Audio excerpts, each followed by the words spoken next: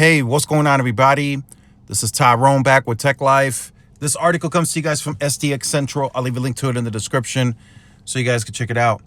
So T-Mobile has still today, even after all the growth that they've enjoyed on FWA, they still have big ambitions to get to 12 million customers. And that signals, and T-Mobile talked about it recently, that the consumption is exploding. So the average user was using around approximately 450 gigs per month. That number is now 580 and growing.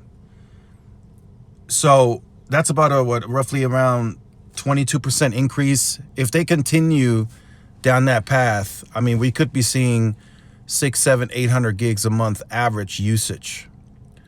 So I don't want to say that T-Mobile got into something that they can't handle, but they're going to have to relook the way that they go about FWA more so in the future. Because if that's a primary usage, it's not a backup for those people that are switching from cable. This becomes their primary usage in many cases. So that means you're going to have many devices connected to the router. You're going to have smartphones, tablets, laptops, gaming systems, multiple TVs.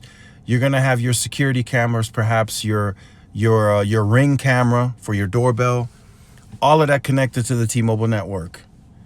That creates a lot of usage. And recently, I will say, not that it's a concern because T-Mobile says capacity concerns remain low, but recently John Fryer presented at Wells Fargo and he said the customers that are using 1, 2, 3 terabytes, we would like them on fiber.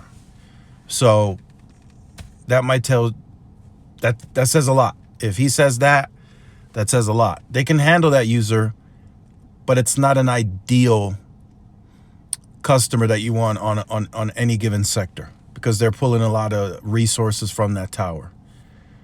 So it's going to be interesting to see how T-Mobile plays this in the future. As they get to 12 million, I can guarantee you they're going to start pulling even more higher users, and that usage is going to continue to increase. So they're going to have to relook how they go about this. Do they raise price and try and get those users off the network? Do they at some point invest straight capital into FWA for new solutions to offload? All of that becomes a possibility, but for now, it's working. It's definitely working. At this point in time, it's working. They're growing it 400,000 or 500,000 customers a quarter. It's bringing in new revenues. It's helping with profits, but it's a good and a bad at the same time because the consumption is continuing to grow, and you never know what kind of customer you're going to get. You're going to get a Spectrum customer that uses 2 terabytes. They're going to use 2 terabytes on your network. So that's just something that you really have to look into. Maybe you manage it more aggressively. Instead of 1.2 terabytes, now you start managing at 1 terabyte or maybe 800 gigs. So that those are all options that T-Mobile could be implementing here in the short term, and that could affect the user experience. It could very well affect it. So just wanted to talk about that in this video, give you guys kind of some insights on that. I'm not saying that if you have the product, go ahead and switch. I use it. I use like 1.4 terabytes a month. I don't have issues, but I know T-Mobile is looking at it in regards to a bigger picture.